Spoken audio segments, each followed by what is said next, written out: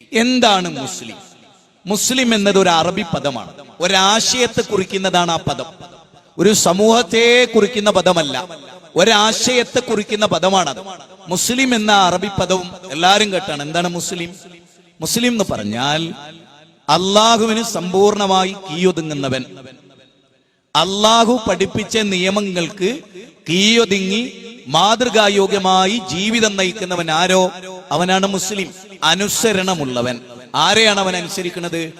ആകാശഭൂമികളുടെ തമ്പുരാനെയാണ്, ലോകത്തിന്റെ നാഥനെയാണ്. ലോകത്തിന്റെ നാഥനെ അനുസരിക്കുന്നവനാണ് മുസ്ലിം. ഇതാണ് ആ നാഥൻ ഖുർആനിലൂടെ സുന്നത്തിലൂടെ എന്താണോ അവനോട് അനുധാവനം ചെയ്യാൻ പറഞ്ഞത് അത് അനുധാവനം ചെയ്ത് ജീവിക്കുന്നവനാണ് മുസ്ലിം. അപ്പൊ കള്ളു കുടിക്കാൻ പറ്റുമോ? ഇല്ല. വ്യഭിചരിക്കാൻ പറ്റുമോ? ഇല്ല. പലിശ കൊടുക്കാൻ പറ്റുമോ? ഇല്ല. വാങ്ങാൻ പറ്റുമോ? ഇല്ല. ശിർക്ക് ചെയ്യാൻ പറ്റുമോ? ഇല്ല. കുഫ്ർ ചെയ്യാൻ പറ്റുമോ? ഇല്ല. ധിക്കാരം മനോഭാവം ഉണ്ടാകാൻ പാടുണ്ടോ? ഇല്ല. സഹീഹായ ഹദീസുകളെ നിഷേധിക്കാൻ പാടുണ്ടോ? ഇല്ല. അവനവന് തോന്നിയ യുക്തി മതത്തിൽ കടത്തി കൂട്ടാൻ പാടുണ്ടോ? ഇല്ല. അവനവന് പറ്റൂല എന്നുള്ളത് കൊണ്ട് പ്രമാണത്തെ തല്ലാൻ പറ്റുമോ? ഇല്ല. ഇങ്ങനെ തുടങ്ങി ഒരുപാട് കാര്യങ്ങളാണ് ഈ രംഗത്ത് നമുക്ക് ചർച്ച ചെയ്യാനുള്ളത്. ഒന്നാമതായി നമ്മുടെ പ്രമാണം എന്തായിരിക്കണം? അത് വളരെ പ്രധാനമായ ഒരു ചർച്ചയാണ്. മുസ്ലിം ഉമ്മത്ത് ആരെ കണ്ടിട്ടാണ് വിശ്വാസം സ്വീകരിക്കേണ്ടത്? ഒന്നുകൂടെ ക്ലിയർ ആവാം. വിശുദ്ധ ഖുർആനിൽ അള്ളാഹുവിൽ എങ്ങനെയാണോ വിശ്വസിക്കേണ്ടത്, പ്രവാചക വചനങ്ങളിൽ അള്ളാഹുവിനെ എങ്ങനെയാണോ വിശ്വസിക്കേണ്ടത്, എങ്ങനെയാണോ അങ്ങനെ വിശുദ്ധ ഖുർആനിലും പ്രവാചക വചനത്തിലും അത് രണ്ടും നേരിട്ട് കേൾക്കുകയും പഠിക്കുകയും മനസ്സിലാക്കുകയും ചെയ്ത സ്വഹാബ കിറാം അവരുടെ വിശ്വാസം എന്താണോ അതായിരിക്കണം ഒരു മുസ്ലിമിന്റെ വിശ്വാസം. എന്താ പറയുന്നത്? ശരിക്കും മനസ്സിലാക്കൂ. അള്ളാഹു ഖുർആനിലൂടെ, നബി സല്ലല്ലാഹു അലൈഹി വസല്ലമ ഹദീസുകളിലൂടെ അത് രണ്ടും കണ്ട് വളർന്ന സ്വഹാബത്ത് ജീവിച്ചു മരിച്ച കാലഘട്ടത്തിൽ അവരുടെ വിശ്വാസം എന്താണ്, കർമ്മം എന്താണ്, ആചാരം എന്താണ്, അനുഷ്ഠാനം എന്താണ്, അതാണ് ഒറിജിനൽ പ്രമാണം. അതിനെയാണ് നമ്മൾ അവലംബിക്കേണ്ടത്. ഖുർആനിനെയും സുന്നത്തിനെയും ഏറ്റവും കൂടുതൽ മനസ്സിലാക്കിയവരാരാണ്? സ്വഹാബത്താണ്. ആ സ്വഹാബത്തിനെയാണ് ആ വിഷയത്തിലെല്ലാം നമ്മൾ അനുധാവനം ചെയ്യേണ്ടത്. അതിനെയാണ് നമ്മൾ മൻഹജു സലഫ്, മാനദണ്ഡമാണ്, പ്രമാണങ്ങളെ മനസ്സിലാക്കാനുള്ള മാനദണ്ഡമാണ്. ഒരായത്ത് ആര് മനസ്സിലാക്കിയ പോലെ മനസ്സിലാക്കണം. ഹബീബുന റസൂലുള്ളാഹി സ്വല്ലല്ലാഹു അലൈഹി വസല്ലമ പഠിപ്പിച്ച പോലെ അങ്ങനെയാണ് അത് സ്വീകരിക്കേണ്ടത്. രണ്ടാമതായി സ്വഹാബത്ത് ആ വചനം ഓതിക്കേട്ടവരാണ്, റസൂലിൽ നിന്ന് കേട്ടവരാണ്, ചോദ്യം ചോദിച്ചവരാണ്, അതിലെന്താണ് അടങ്ങിയിരിക്കുന്നത് എന്ന് അന്വേഷിച്ചവരാണ്. അപ്പൊ അവരാണ് അത്. ഇതാണ് നമുക്കൊന്ന് പറയാനുള്ളത്. രണ്ട്, ആ വിശ്വാസ പ്രമാണങ്ങളിൽ തൗഹീദ് എന്താണ്, വ്യക്തിപരമായല്ല, പ്രസ്ഥാനത്തിന്റെ വിശ്വാസം എന്താണെന്നല്ല, കുറെ ആളുകളുടെ വിശ്വാസം എന്താണെന്നല്ല, ഖുർആനിലും സഹീഹായ ഹദീസിലും സ്വഹാബത്തിന്റെ മനസ്സിലാക്കലിലും എന്താണ് എന്നതാണ് നമ്മുടെ മുഖ്യമായ വിഷയം. എല്ലാ മനുഷ്യരോടും നമുക്ക് ഗുണകാംക്ഷയുണ്ട്. എല്ലാ ജാതി മത സമൂഹങ്ങളോടും നമുക്ക് പറയാനുള്ള ഒറ്റ കാര്യം തന്നെയാണ്. ലോകത്തിനൊരു സൃഷ്ടാവുണ്ടെന്നും നാളെ ഒരു മരണാനന്തര ജീവിതമുണ്ടെന്നും അവിടെ രക്ഷാശിക്ഷകളുടെ ലോകമുണ്ടെന്നും അവിടെ രക്ഷപ്പെടണമെങ്കിൽ അള്ളാഹു അവതരിപ്പിച്ചതിനെ പിൻപറ്റലാണെന്നും എല്ലാവരോടും നമ്മൾ പറയും. ആരാണ് അള്ളാഹു? 7 ആകാശം, 7 ഭൂമി, അതിലെ സർവ്വചരാചരങ്ങൾ. അല്ലാഹുല്ലദീ ഖലഖക്കും സുമ്മ റസഖക്കും സുമ്മ യുമീതുക്കും സുമ്മ യുഹീകും. വിശുദ്ധ ഖുർആൻ 30-ാം അധ്യായം സൂറത്തുർ റൂം 40-ാമത്തെ വചനമാണ്. അല്ലാഹുവാണ് അല്ലദീ ഖലഖക്കും, അവനാണ് നിങ്ങളെ സൃഷ്ടിച്ചത്. അവൻ മനുഷ്യകുലത്തെ സൃഷ്ടിച്ചവനാണ് അല്ലാഹു. മാത്രമല്ല നിങ്ങൾക്ക് ഉപജീവനം നൽകിയവൻ. നിങ്ങൾക്ക് ആരാണോ ഉപജീവനം? ഈ ഭൂമിയിലെ എല്ലാ ധാന്യങ്ങളും ഫ്രൂട്ടുകളും അതൊക്കെ നിങ്ങൾക്ക് നൽകുന്നവനാരാണ്? അത് ശ്രീരാമനല്ല, ശ്രീകൃഷ്ണനല്ല, യേശു ക്രിസ്തുവല്ല, വേറെ ആരെങ്കിലും അല്ല. പിന്നെ ആരാ അത് നൽകുന്നത്? അത് നൽകുന്നത് ലോകത്തിന്റെ നാഥനാണ്, അള്ളാഹുവാണ്, പ്രപഞ്ചനാഥനാണ്. ആ പ്രപഞ്ചനാഥനെ അള്ളാഹു എന്ന് അറബിയിൽ പറയുന്നു. ഇലാഹ്, പരിപാലകൻ. ആ പരിപാലകനെയാണ് ലോകം ആരാധിക്കേണ്ടത്. അവന്റെ മുമ്പിലാണ് പ്രാർത്ഥനകൾ സമർപ്പിക്കേണ്ടത്. അവനോടാണ് മനുഷ്യന്റെ മനസ്സിന്റെ സങ്കടങ്ങൾ പറയേണ്ടത്. ഇങ്ങനെ തുടങ്ങി കുറച്ച് കാര്യങ്ങൾ. അത് ഗൗരവമായ പഠനങ്ങൾ. ഒരാളോട് നമുക്ക് എന്തില്ല? പക്ഷപാതിത്വമോ വിരോധമോ വിധേയത്വമോ ഒന്നുമില്ല. അള്ളാഹു എന്താണോ പറഞ്ഞത്, റസൂൽ സല്ലല്ലാഹു അലൈഹി വസല്ലം എന്താണോ പഠിപ്പിച്ചത്, അതാണ് നമ്മൾ ജനങ്ങളോട് പറയാൻ പോകുന്നത്. ഒന്നാമതായി മുസ്ലിം എന്ന് പറഞ്ഞാൽ ഞാൻ പറഞ്ഞു അനുസരണമുള്ളവനാണ്. അള്ളാഹുവിനെയാണ് അനുസരിക്കേണ്ടത്, കൂട്ടുകാരനെയല്ല, നാട്ടുകാരെയല്ല, ഉസ്താദിനെയല്ല.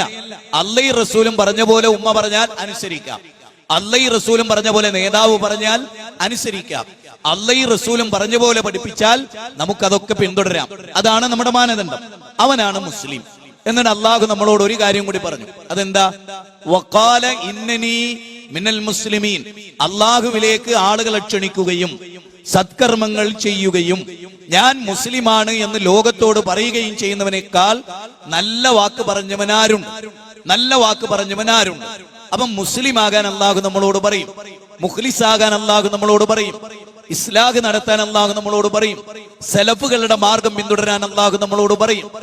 ഈ മാർഗം അവലംബിച്ച് ജീവിക്കുമ്പോഴാണ് നമ്മൾ സമ്പൂർണ്ണ മുസ്ലിങ്ങളാകുക.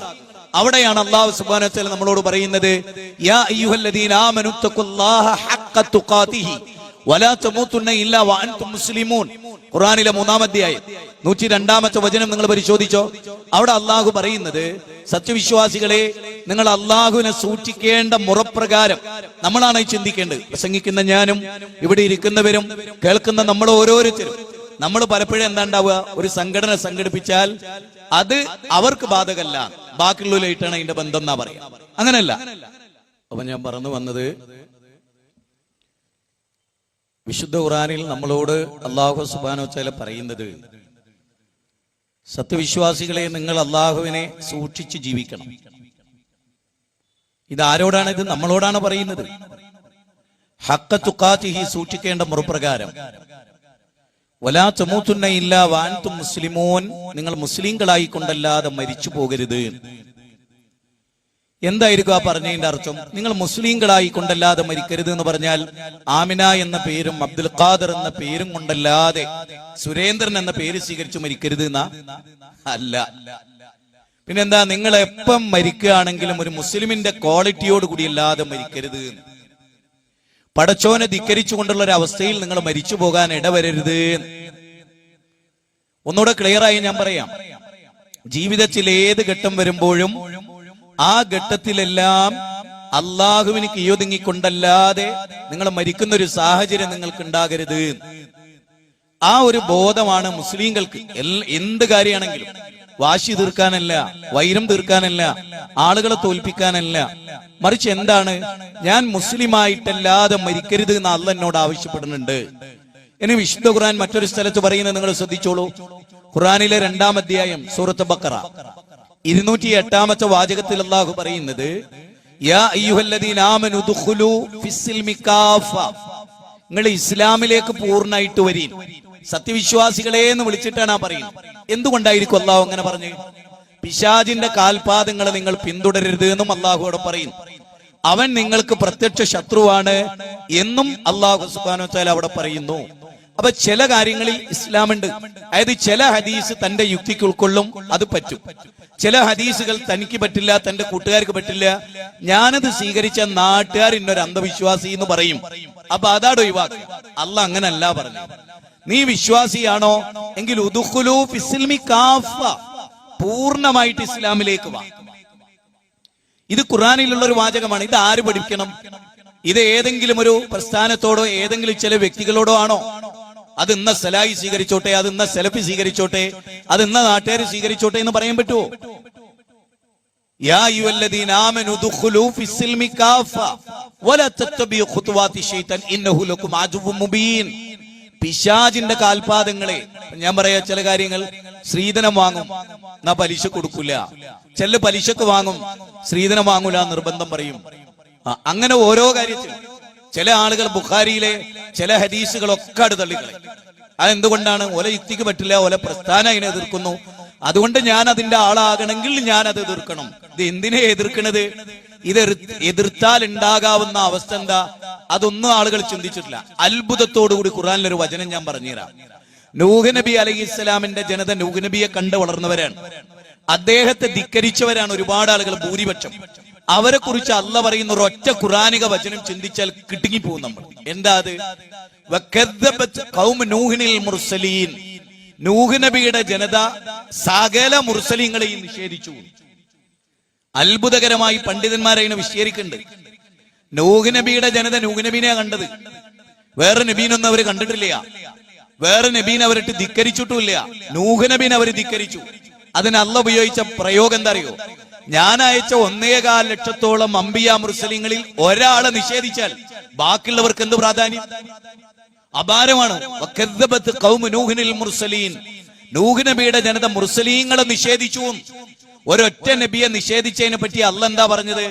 സകല നബിമാരെയും നിഷേധിച്ചതിന് തുല്യാണ്. സഹിയായ ഒരൊറ്റ ഹദീസ് നിഷേധിച്ചാൽ മുഹമ്മദ് നബിയെ ടോട്ടൽ നിഷേധിച്ച കാഫറാണ് എന്നാണ് ഇസ്ലാം പറയുന്നത്. ഒരൊറ്റ ഹദീസ് ബുഖാരിയിൽ നിന്ന് സഹിയായ ഹദീസ് നിശ്ചയിച്ച ഓൺ ടോട്ടൽ ഇസ്ലാം എന്ന് പുറത്താണെന്നാണ് ഇസ്ലാമിന്റെ അഹ്ലു സുന്നത്തി വൽ ജമാഅത്തിന്റെ വിശ്വാസം. ഒരൊറ്റ ഹദീസ് അത് സഹിയാണ്, പക്ഷെ എനിക്ക് പറ്റൂല ഒരുത്തം പറയുന്നത് പിന്നെ നിസ്കരിച്ചിട്ട് കാര്യമല്ല. പിന്നെ നോമ്പ് ഞാൻ വെറുതെ പറയല്ല, നിങ്ങൾ പഠിച്ചോ. ആ വിഷയത്തിൽ നിങ്ങൾ സംവാദം വെച്ച് നോക്ക്. ലോകത്തിലെ എല്ലാ സലഫുകളുടെ കിതാബുകളും അതാണ്. നബിയിൽ നിന്ന് സ്ഥിരപ്പെട്ടു എന്ന് അറിഞ്ഞിട്ട് ഒരാൾ അതിനെ നിഷേധിച്ചാൽ ഓൻ നബീനെ മൊത്തത്തിൽ നിഷേധിച്ചവനാണ്. എന്താ ഇതിന് തെളിവ്? പിന്നൊരു ഹദീസാണ്.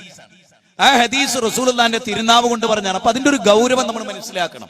ഒരു ഉദാഹരണം പറയാം, വളരെ ലളിതമായ ഒരു ഉദാഹരണം. പ്രമാണങ്ങളോട് പുച്ഛഭാവം ഉണ്ടായാലുള്ള കുഴപ്പം എന്താണ് എന്ന് ശരിക്കും നമ്മൾ ഹദീസിൽ, ഇതൊരാൾക്ക് വേണ്ടി ജാഹിദ് ബാലുശ്ശേരി എന്ന് എനിക്കൊരു പ്രസക്തിയില്ല ഈ ഭൂമിയിൽ, CP അബ്ദുള്ള സാഹിബ് എന്ന് പറയുന്ന മനുഷ്യർ പ്രസക്തിയില്ല ഇവിടെ. നമ്മൾ പറയുന്ന പ്രമാണാണോ അപ്പൊ നമ്മൾ പ്രസക്തരാ. നമ്മൾ പറയുന്ന ദീനിനെതിരാണോ? ഇമാം ഷാഫി റഹ്മത്തുള്ളാഹി അലൈഹി പോലും പറഞ്ഞ എന്താ? എനിക്ക് എന്ത് പ്രധാനം സുഹൃത്തുക്കളെ, ഇദാ സഹൽ ഹദീസു ഫഹുവ മദ്ഹബി. ഒരു ഹദീസ് സഹിയായി വന്നാ പിന്നെ നിങ്ങൾ ഇന്നെ നോക്കണ്ട. പിന്നെ നിങ്ങൾ ആ ഹദീസ്, എന്തൊരു വാക്കാണത്? ഷാഫി മദ്ഹബിൽ വിശ്വസിക്കുന്ന എന്റെ പൊന്ന് സമസ്തക്കാരിൽപ്പെട്ടവരോട്, ഞങ്ങൾ ഷാഫി മദ്ഹബിൽ വിശ്വസിക്കുന്നവരാണ്. എവിടെയാണ് ഞങ്ങൾക്ക് മദ്ഹബി പക്ഷപാതിത്തല്ല.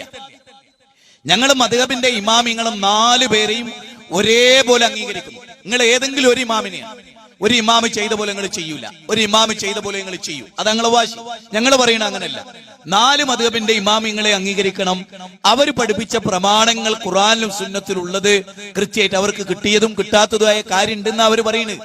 അതുകൊണ്ടാണ് ഇമാം ഷാഫി റഹ്മത്തുള്ളാഹി അലൈഹി കദീമായ ഖൗലും ജദീദായ ഖൗലും ഉണ്ടായത്. ഇദാ സഹൽ ഹദീസു ഫഹുവ മദ്ഹബി. ഒരു ഹദീസ് സഹിയായി നിങ്ങൾ കാണുന്നു, എന്റെ വാക്കിനെതിരാണത് എങ്കിൽ എന്റെ വാക്ക് നിങ്ങൾ ആ മതിലിനപ്പുറത്തേക്ക് വലിച്ചെറിഞ്ഞ് ഉണ്ടോ. അവിടെ ഇമാം ഷാഫി റഹ്മത്തുള്ളാഹി അലൈഹി സ്വയം പറയാണെന്ത്? പിന്നെ നിങ്ങൾ ഇന്നെ നോക്കരുത്. നിങ്ങൾ റസൂലുള്ളാഹിന്റെ ഒരു വചനം കണ്ട എനിക്കല്ല പ്രധാനം, ഹബീബുനാ റസൂലുള്ളാഹി സ്വല്ലല്ലാഹു അലൈഹി വസല്ലമക്കാണ് എന്ന് ഇമാം ഷാഫി റഹ്മത്തുള്ളാഹി അലൈഹി പറയാണ്. അപ്പോ ഒരു ഹദീസ് നമ്മൾ സ്വീകരിച്ചാൽ അത് ഷാഫി മദ്ഹബിനെതിരാണെങ്കിൽ അതിന്റെ അർത്ഥം എന്താ അറിയോ? ഇമാം ഷാഫി റഹ്മത്തുള്ളാഹി അലൈഹിക്ക് അതാണ് ഇഷ്ടം. അപ്പൊ ബാപ്പ പറയണ, മോനെ ഞാൻ പറയണ ഈ തത്വത്തിനെതിരാണ് മോനെ റസൂലിന്റെ വാക്കെങ്കിൽ മോനെ നീ റസൂലിനെയാണ് എടുക്കേണ്ടത് എന്ന് പറഞ്ഞാൽ, ബാപ്പ പറഞ്ഞതിനെതിരെ റസൂല് പറഞ്ഞ് കണ്ടു, അങ്ങനെ ആ മകൻ ബാപ്പ പറഞ്ഞ് വിട്ട് റസൂലിനെ എടുത്ത അതിന്റെ അർത്ഥം എന്താവും? ബാപ്പാനെ തന്നെയാണ് നീ അംഗീകരിക്കുന്നത്. കാരണം ബാപ്പാന്റെ ആഗ്രഹം എന്താ? എന്റെ വാക്കിനേക്കാളും റസൂലിന്റെ വാക്കിന് പ്രാധാന്യം കൊടുക്കണം എന്നാണ്. അപ്പൊ റസൂലിന്റെ വാചകത്തെ അംഗീകരിക്കുക വഴി റസൂലിനെയും ബാപ്പാന്റെ ഇഷ്ടത്തെയും പ്രൊട്ടക്ട് ചെയ്ത മകനായി. ഒരാൾക്ക് ഇമാം ഷാഫി റഹ്മത്തുള്ളാഹി അലൈഹിയോട് സ്നേഹം എന്ന് പറഞ്ഞാൽ അതിന്റെ അർത്ഥം എന്താ? ഇമാം ഷാഫി റഹ്മത്തുള്ളാഹി അലൈഹി പറഞ്ഞ പോലെ ജീവിക്കാന്ന്. ഇമാം ഷാഫി റഹ്മത്തുള്ളാഹി അലൈഹി പറഞ്ഞത്, ഞാൻ പറഞ്ഞതിനെതിരായി വല്ല ഹദീസും സഹിയായി നിങ്ങൾ കണ്ടാൽ പിന്നെ നിങ്ങൾ എന്റെ വാക്ക് സ്വീകരിക്കരുത്, ആ സഹിയായ ഹദീസാണ് എടുക്കേണ്ടത്, അതിനുള്ള പ്രാധാന്യം വേറില്ല, എനിക്കത് കിട്ടാത്തതുകൊണ്ടാണെന്നാണ് ആ പറഞ്ഞത്. എത്ര ക്ലിയർ, വളരെ ലഘുവായ ഒരു തത്വം. ഇമാം അബൂ ഹനീഫത്തുൽ കൂഫി റഹ്മത്തുള്ളാഹി അലൈഹി പറയാണ്, ഇമാം അബൂ ഹനീഫ പറഞ്ഞു എന്നുള്ളത് കൊണ്ട് നിങ്ങൾ ആരും തൊണ്ട തൊടാതെ വിഴുങ്ങരുത്. ഞാൻ ഖുർആനിൽ നിന്നും സുന്നത്തിൽ നിന്നുമാണോ തെളിവ് പിടിച്ചത്, ആ തെളിവ് എന്റേത് എന്താണ് എന്ന് പരിശോധിച്ചിട്ടല്ലാതെ 4 മദ്ഹബിന്റെ ഇമാമിങ്ങളും പറഞ്ഞ അതാണ്. നിങ്ങൾ ഇമാമിങ്ങളെയല്ല, ഇമാമിങ്ങൾ എന്തിനെ പ്രമാണമാക്കി, എന്തിനെ അവലംബിച്ചു, ആ അവലംബമായ കാര്യം അതിനെയാണ് നമ്മൾ സ്വീകരിക്കേണ്ടത്.